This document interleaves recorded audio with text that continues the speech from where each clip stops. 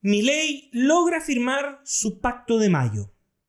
En Francia, los resultados de la segunda vuelta en las elecciones legislativas provocaron un terremoto y la OTAN intercambia declaraciones con China.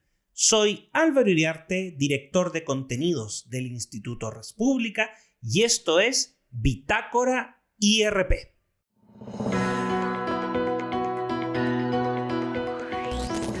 Cuando el presidente Javier Milei inauguró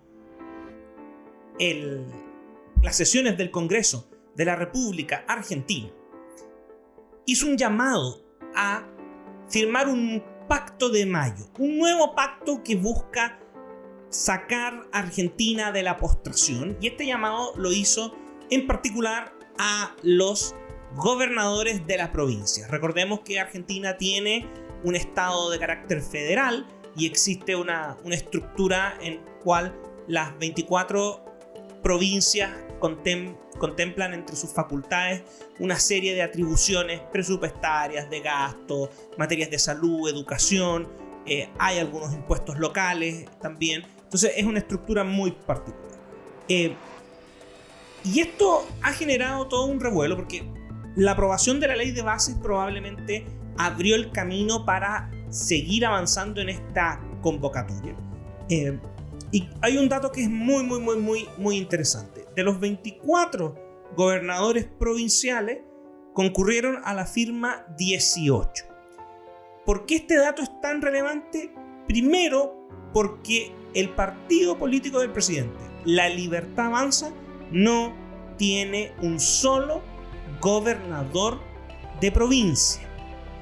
Y en segundo lugar, porque dentro de los 4 que no firmaron, el único relevante es Axel Kicillof, gobernador de la provincia de Buenos Aires y uno de los más acérrimos kirchneristas que quedan ejerciendo cargos dentro de la estructura del Estado de Argentina con capacidad efectiva de manejar presupuesto y tomar decisiones.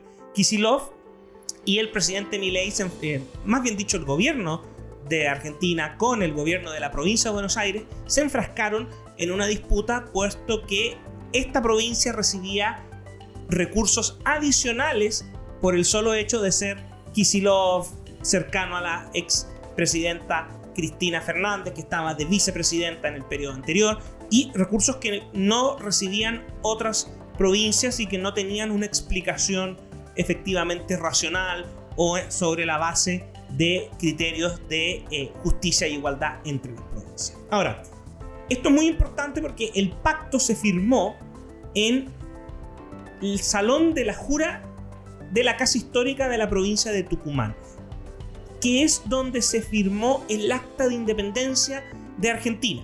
Y en la ceremonia estaba un ejemplar de la Constitución Nacional en su versión original de 1853-1854. El presidente Javier Milei declaró que este Pacto de Mayo es el puntapié inicial para un nuevo orden de nuestro país. Es un pacto de caballeros para revertir las crisis arrastradas por años en Argentina. Ahora, ¿qué elementos contiene el pacto fiscal?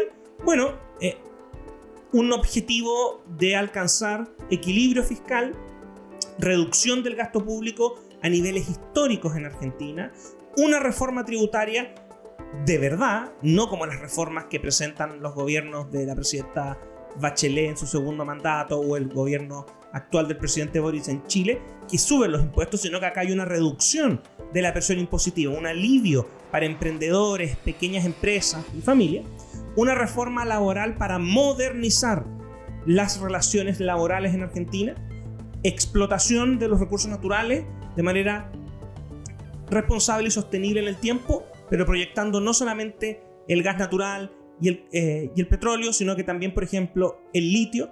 Un cambio al sistema previsional, hay que poner mucha atención cuáles van a ser los ejes de este cambio, y una apertura completa e importante de la Argentina al comercio internacional. Esto es un hito y se ha comentado como la posibilidad de llegar a un acuerdo entre personas con distintas y diversas visiones políticas enfocados en cambios reales. Esto llega en un momento en que la ley de bases ha empezado a generar sus impactos y que dentro del programa del presidente Javier Milei va avanzando una serie de reformas destinadas a ampliar y aumentar la libertad económica. Por ejemplo, se eliminó el impuesto equivalente al 1.5% de la venta de propiedades, de manera tal de que las personas puedan vender y comprar de manera más expedita y con menores costos estas propiedades, que es el impuesto a la transferencia de inmuebles de personas físicas y sucesiones indivisas. Se busca incentivar la compra-venta de inmuebles, que está en los mínimos históricos en Argentina. Otra noticia es que se liberaron las tarifas de vuelo y se generó una expansión de la libertad de acceso al mercado aéreo para operadores nacionales y extranjeros. Esto se hizo mediante decreto y el objetivo es la política de cielos abiertos, lo que implica que se eliminan los privilegios con los que cuenta Aerolíneas Argentinas por el solo hecho de ser la aerolínea nacional de propiedad estatal. ¿Qué opinan del Pacto de Mayo y de estos avances hacia la mayor libertad económica en Argentina? ¿Creen que el presidente Milei seguirá cosechando victorias? ¿Creen que el kirchnerismo se quedará tranquilo? Los escuchamos. Déjennos sus comentarios. Y revisando otras noticias que merecen estar en nuestro radar. El domingo 7 de julio se realizaron la segunda vuelta de las elecciones legislativas en Francia, bajo una atenta mirada no solamente de Francia, sino que del mundo entero, por el impresionante resultado en la primera vuelta de Agrupación Nacional y sus aliados, el conglomerado de Marine Le Pen. ¿Qué sucedió en la práctica? Bueno, la segunda vuelta que se produce en Francia, en el caso de los cargos a diputados en la Asamblea Legislativa, no es como la segunda vuelta en Chile. No solamente pasan 2 candidatos, sino que pueden pasar 3 o hasta 4 candidatos eventualmente. Entonces, el bloque de extrema izquierda, Nuevo Frente Popular, llegó a una suerte de pactos por omisión con la ex mayoría presidencial del actual presidente Macron, donde en el fondo, en aquellos distritos donde el Frente Nacional iba primero, los que estaban en tercer lugar desistían la candidatura. Y esto llevó a que, si bien es cierto, Agrupación Nacional obtuviera 10 millones de votos, mientras que tanto el pacto de Macron como el pacto de la extrema izquierda obtuvo en torno a los 6 millones de votos, amplió su ventaja, se empinó casi al 38% Agrupación Nacional, no logró quedarse con suficientes diputados para formar la mayoría en la Asamblea Legislativa. No obstante aquello, es el partido con más diputados electos y es la coalición que obtiene también en ese sentido un mejor rendimiento en cuanto a voto. El gobierno del presidente Macron ha perdido entonces la mayoría y estamos a la espera de ver cómo va a articular la elección del primer ministro y cómo va a ser la nueva relación entre los bloques que quedan. El nuevo Frente Popular, que abarca desde la extrema izquierda hasta el otrora glorioso Partido Socialista Francés, el grupo parlamentario del presidente Macron, que después de controlar la Asamblea Legislativa solo, hoy día no tiene esa facultad.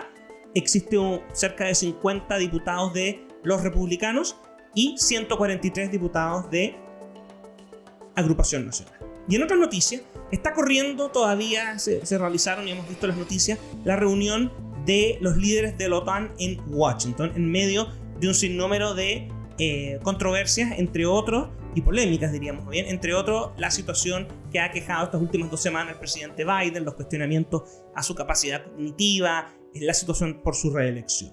Y un aspecto que llamó la atención en esta ocasión fue que los líderes de la OTAN emitieron un comunicado o una declaración donde decían que Beijing era un facilitador decisivo en la guerra de Rusia y Ucrania, como de alguna suerte un impulsor del conflicto debido al compromiso económico del gigante asiático con Rusia, en particular con el régimen de Moscú liderado por Vladimir Putin. ¿Hubo reacciones de China? Sí. Y en esta ocasión la diplomacia china hizo gala de sus capacidades y simplemente calificó esto como una exageración y acto seguido, en la misma instancia, invitó a los líderes de la OTAN a abandonar esta mentalidad de guerra fría, que no tiene sentido. La verdad es que esto es un acontecimiento en desarrollo y efectivamente podríamos estar en una escalada de tensiones, al menos de declaración y diplomática. ¿Qué creen ustedes? ¿Creen que va a seguir escalando el conflicto entre China y los integrantes de la OTAN, dado que China no está directamente involucrada en la guerra de Rusia y Ucrania, pero los países de la OTAN la perciben como un articulador de este conflicto? Y por otro lado, ¿qué va a pasar en Francia? ¿Cederá Macron y perderá el primer ministro? ¿Será un nuevo primer ministro proveniente del bloque de izquierda o negociará con las izquierdas para mantener? Nos interesa saber qué opinan. Déjenos sus comentarios. Hemos llegado al final de esta nueva edición de Bitácora. Como siempre, los dejo cordialmente invitados a seguirnos en este canal y a encontrarnos la próxima semana a la misma hora. No se olviden de suscribirse al canal de YouTube del Instituto República y activar las notificaciones. Y por supuesto, pueden revisar constantemente nuestro contenido en todas las otras redes sociales. Nos vemos.